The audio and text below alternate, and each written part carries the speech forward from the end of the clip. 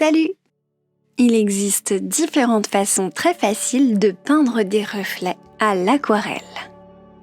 Celle que nous peignons aujourd'hui ne nécessite que quelques étapes.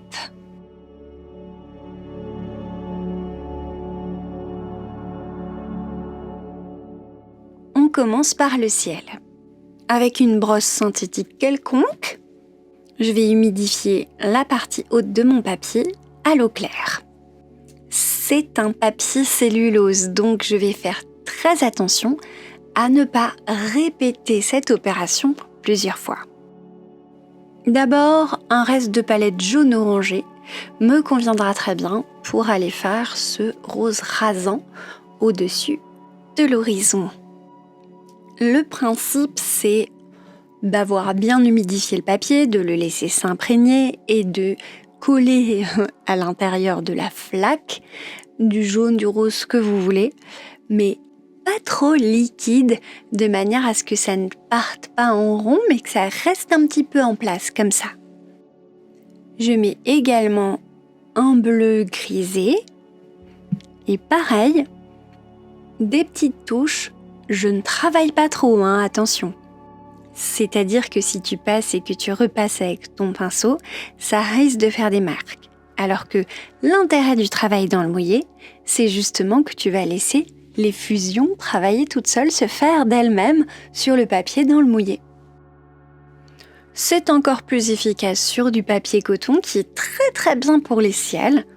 Ici, c'est pas le cœur de notre exercice, donc je vais pas y passer beaucoup de temps, mais tu me verras cependant mettre pas mal de couches, superposer les bleus et les varier un petit peu. Le principe, c'est que je pars en plat, près de l'horizon, et je vais faire de plus en plus, en allant vers le haut, des vraiment formes de nuages un peu grossières, un peu plus rondes. Voilà pour la géométrie, tu notes que je suis vraiment très en eau. Là, on est sur de la peinture vraiment humide. Ça va me permettre à la fois de faire un dégradé du blanc vers le plus clair de mon image, c'est-à-dire en bas à gauche de l'horizon, près de l'horizon, à la fois de faire comme là, jeter de la couleur de plus en plus foncée et de plus en plus crémeuse dans cette eau pour faire cet effet nuage.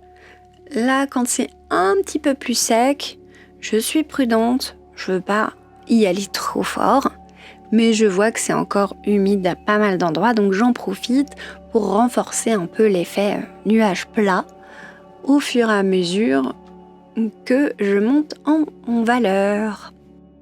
Encore un petit peu de patience avant d'arriver à l'eau. Et oui, il faut bien la mettre en valeur cette eau, donc je veux un ciel un petit peu perturbé. Je vais donc renforcer les coins au fur et à mesure à l'aide de bleu de plus en plus grisé vers le foncé. Clairement, j'y ai ajouté un petit peu de rouge, mais une pointe. Voilà, je laisse fuser. C'est important. Parce que ce n'est pas ton pinceau qui fait tout le boulot quand il s'agit de ciel, c'est aussi juste simplement les flaques et les fusions. Voilà, j'ai mon céruléum, on est prêt pour un beau dégradé. Je laisse un petit peu de blanc en haut pour déjà que ce soit plus plat et puis que ça fasse une sorte de reflet. Et une fois que la couleur est posée, je vais la dégrader. D'abord vers la gauche, parce que c'est mon endroit lumineux. Si tu n'y arrives pas, c'est pas grave, fais un dégradé un peu classique, c'est déjà assez dur comme ça. Et ensuite, à l'eau claire. Une fois que j'ai dégradé à l'eau claire, je passe à un dégradé vers du grisé. Donc, on a du bleu, du blanc et du gris, de plus en plus foncé.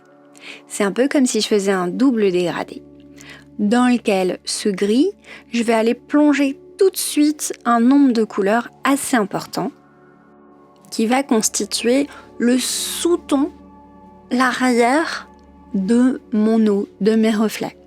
Ça va être vraiment cette première couche. Comme je suis en mouillé sur mouillé ici, je vais laisser faire les fusions pour profiter de cet effet mouillé justement et avoir ce sous-ton un petit peu plus en eau.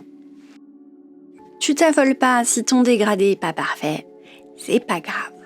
En revanche, ce qu'il faut vraiment, c'est que dans le mouillé, tu puisses aller jeter de la couleur que j'appelle crémeuse. Parce que dans le mouillé coloré, la couleur crémeuse, tu le vois là, elle rend très très bien. Elle va s'étendre dans le mouillé, mais elle va s'étendre mesurément. Si tu mets beaucoup d'eau maintenant, dans le mouillé, ça pourra donner des auréoles. Ici, on n'est plus trop mouillé à gauche, donc je sais ce que je fais. Et j'étends jusqu'au blanc avec de l'eau claire. Je vais dessiner ma diagonale, finalement, grâce à toutes ces couches de bleu. Donc, je résume. On a la mer dans le fond et devant, on a nos reflets. Pour la mer, je veux quelque chose de plat. Je ne vais pas aller chercher les reflets, c'est un peu compliqué, on va juste là travailler des reflets qui sont sur la partie avant, en diagonale. Et pour cette partie, j'ai tout fait dans le mouillé, y compris la couleur crémeuse qui va me donner la première orientation de mes vaguelettes. Cette première couche, qui a l'air un peu, c'est le bordel, hein. On n'est pas sur quelque chose qui est une vague bien définie pour le moment. C'est pas grave, nous ce qu'on veut c'est chercher cet effet d'eau. Donc c'est pas important que ça ressemble à la photo, sinon tu peux faire de la peinture numéro, il n'y a pas de souci, ça fera quelque chose de très très réaliste, mais on voudrait le faire en 20 minutes, ce serait ça qui est sympa.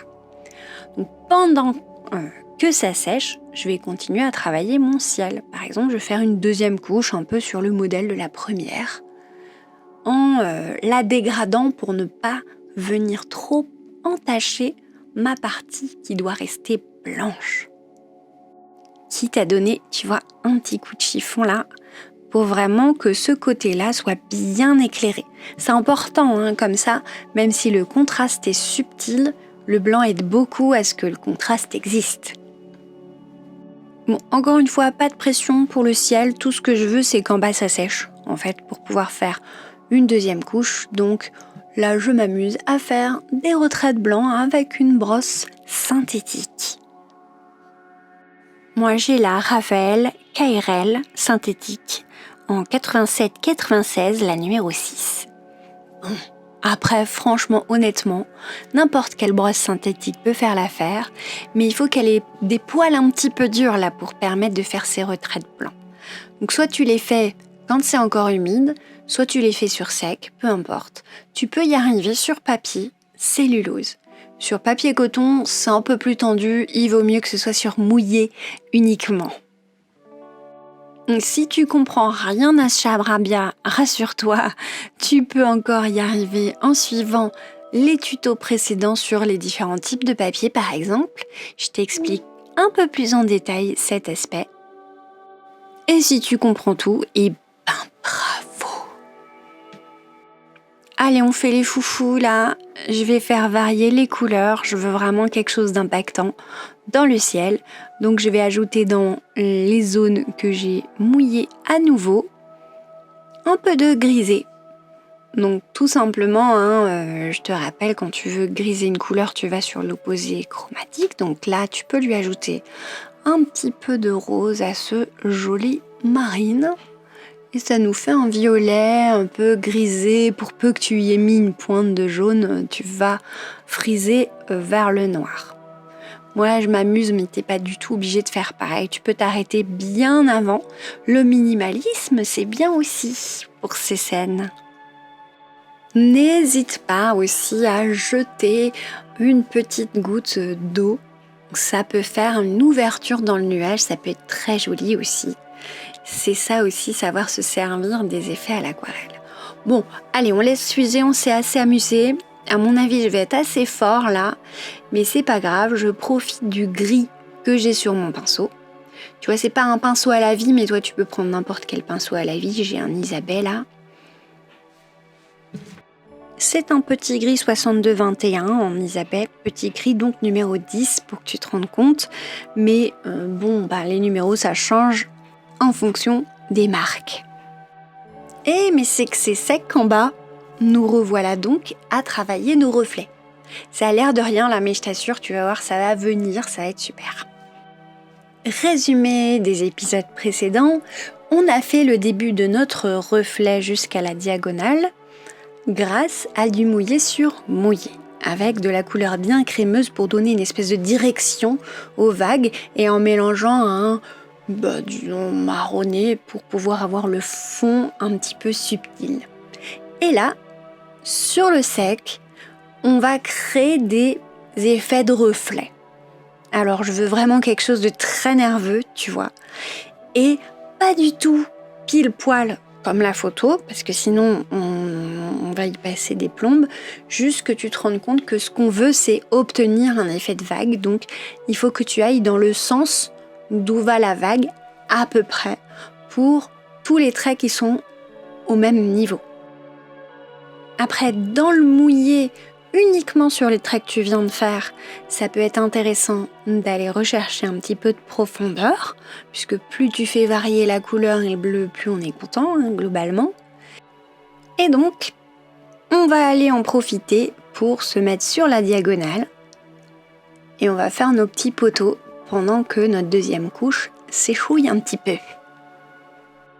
Et là, ce qu'il faut que tu comprennes, c'est que pour que ça fasse quelque chose de géométrique assez sympathique, on va faire comme sur la photo que tu vois qu'à moitié là.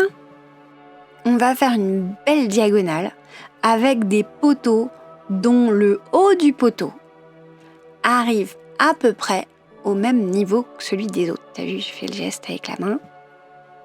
La tête des poteaux sera à peu près à la même hauteur, ce qui va créer la bonne perspective. Évidemment, il faut faire ça de plus en plus petit, donc tu le raccourcis, et si possible de plus en plus fin, mais pas trop fin quand même, parce que c'est des gros poteaux. Voilà, et tout de suite après, tu les prolonges pour faire le reflet. Parce que si t'attends trop longtemps, t'auras peut-être un effet de bord, ça va te faire une marque, quoi. Donc là, vraiment, bout du pinceau, et on étire. T'as vu, des fois, je fais un mouvement, il n'y a rien qui sort, parce que là, vraiment, je cherche à être très, très légère. Donc, je fais des petits mouvements d'oscillation au-dessus pour imprimer cet effet reflet. Et je laisse du blanc. C'est important que le reflet il soit coupé par endroits. D'accord ? Et là, pareil, l'ombre suit à peu près le même niveau. Je vérifie sur la photo, mais globalement, c'est pas grave d'être super géométrique. Plus tu l'es et moins ça fera naturel. Donc, pas trop de géométrie non plus. Mais il faut quand même respecter un petit peu les règles de la perspective. Donc, essaye de faire comme moi. Laisse du blanc. Ne fais pas tous les reflets. Et ça devrait être vraisemblant. Tu vois, ça suffit, N'hésite pas à reprendre ta photo pour plus de vraisemblance si vraiment ça t'intéresse et étudier les reflets qui existent. Comme ça, tu vas reproduire un petit peu les choses. Tu vois, par exemple, au loin, c'est petit et allongé et plus tu viens devant, plus les reflets sont grands et moins en allongé. Tu vois, ça fait des formes.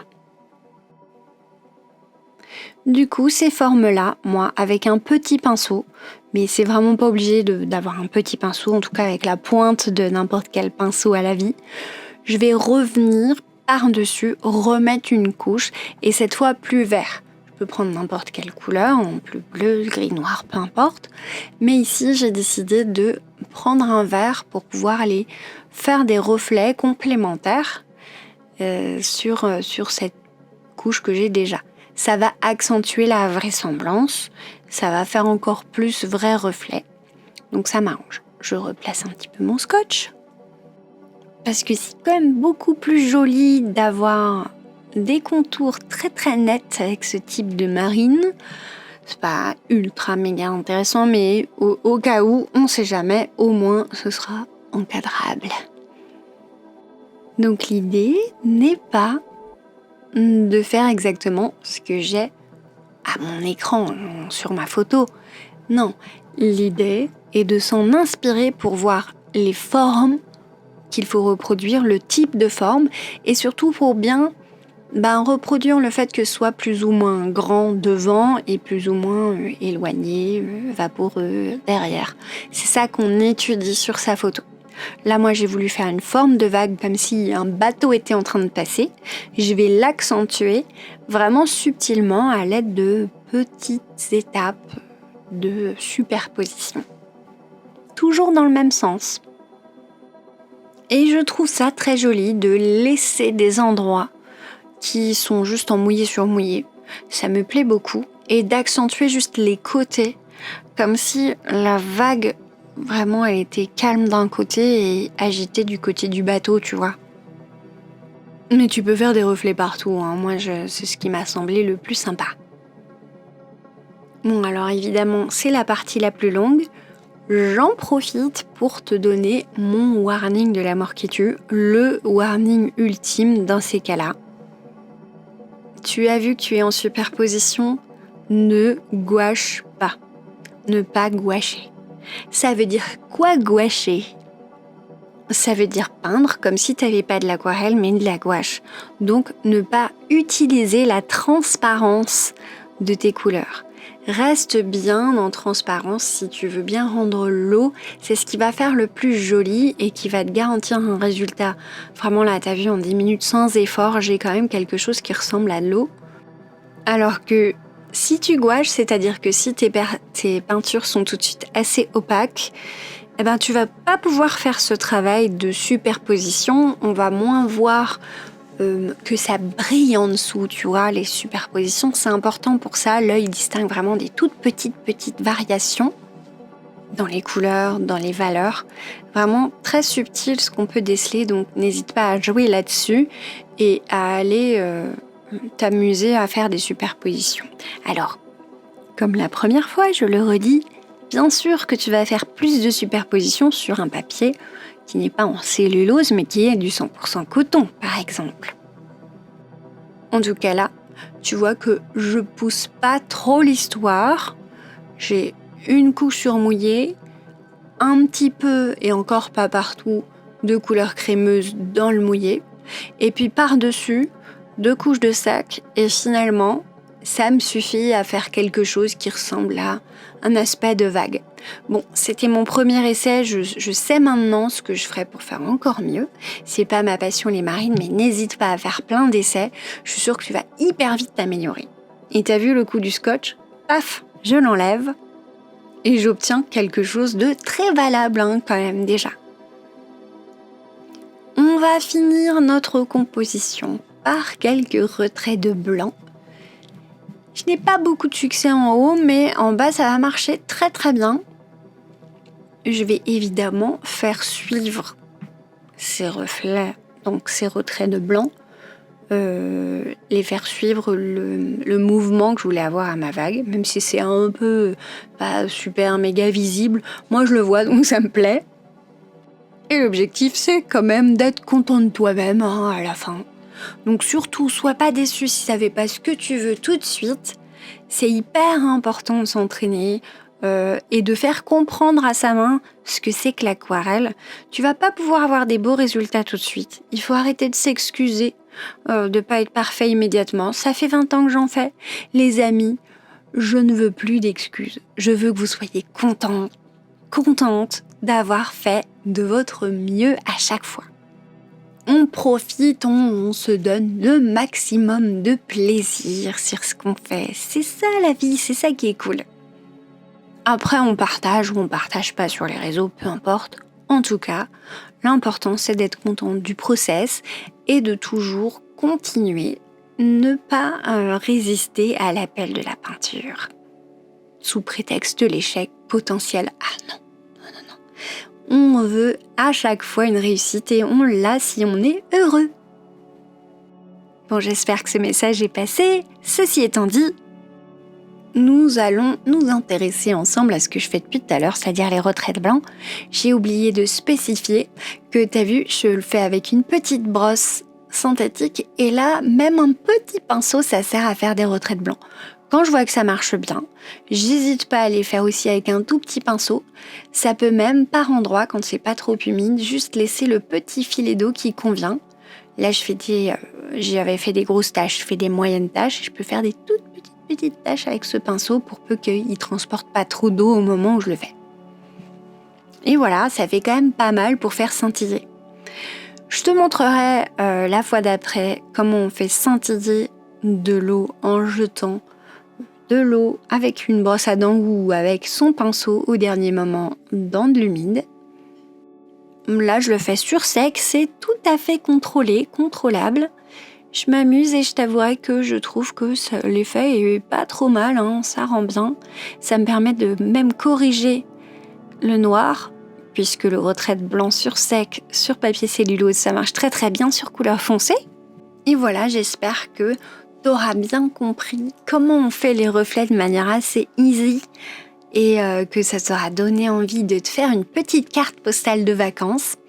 Tu peux penser par exemple à découper cette aquarelle en deux par la moitié de manière à envoyer le ciel à quelqu'un et l'eau à quelqu'un d'autre, ou alors à faire une sorte de puzzle carte postale, c'est-à-dire envoyer le ciel d'abord, dire que tu vas envoyer le bas ensuite, enfin bon bref, tu vois, j'ai plein d'idées pour s'amuser et envoyer des cartes postales à l'ancienne comme on dit, parce que bon, les photos sur WhatsApp, on a donné.